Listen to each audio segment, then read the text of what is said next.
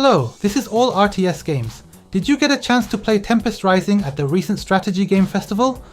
Among the many games that claim to be the spiritual successor to Command & Conquer, this one stood out with its impressive graphics. In this video, I'd like to share my thoughts on the multiplayer demo of Tempest Rising based on my experience playing it. To get straight to the point, yes, I had a great time playing Tempest Rising. For an RTS game, its in-game graphics are undeniably impressive, and I'm sure everyone watching this video would agree. The sound design, visual effects, and overall game flow were also quite solid. There have been plenty of games that looked great at first glance but turned out to be a mess after a few playthroughs. However, Tempest Rising feels different. Once you get past the initial learning curve, it becomes a genuinely enjoyable experience.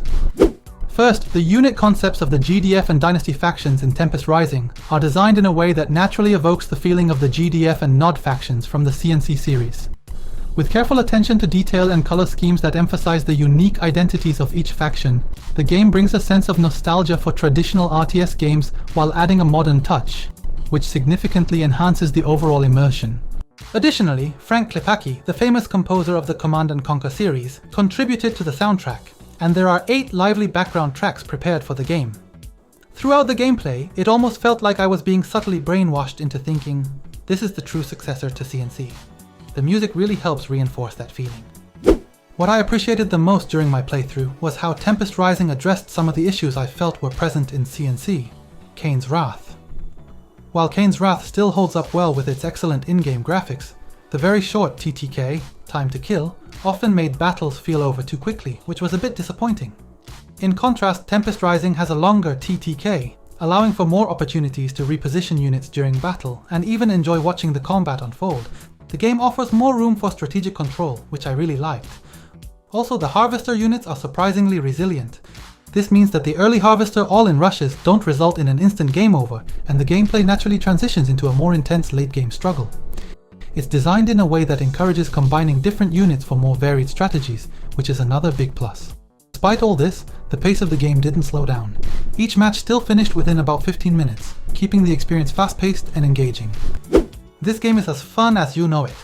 It's not just about producing units and engaging in large-scale battles. To achieve a perfect victory, you need to understand the unique traits of each faction and adapt your strategy accordingly. What really stood out to me, and something I want to give high marks for, is the distinct and well-defined playstyles for each faction. For example, the GDF has a marking system, allowing you to deal greater damage to marked enemies.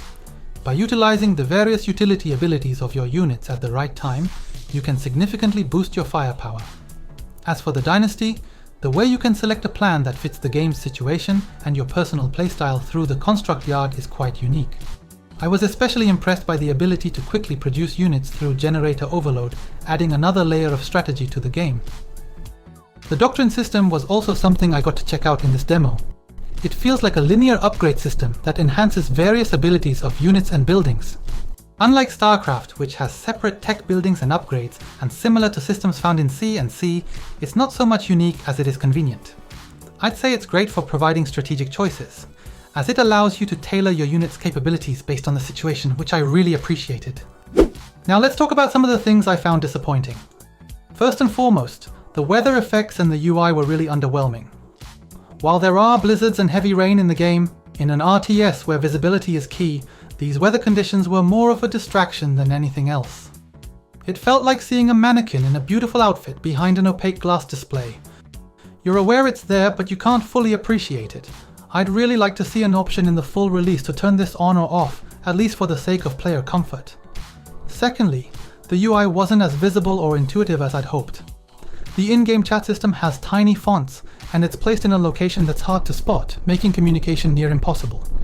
Additionally, the resource display has small fonts as well, which often led to moments where I'd realized my resources were running low only after units or buildings started being delayed.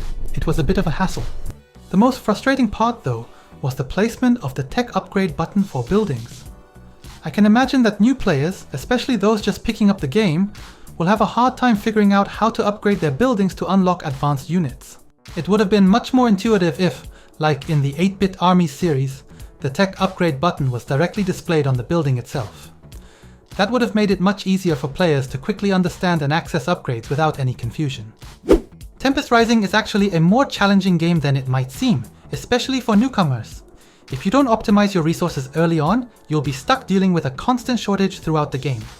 To have effective battles, you need to understand the GDF's marking system, the dynasty's plans and overcharge mechanics, as well as the special abilities of the special infantry units called specialists.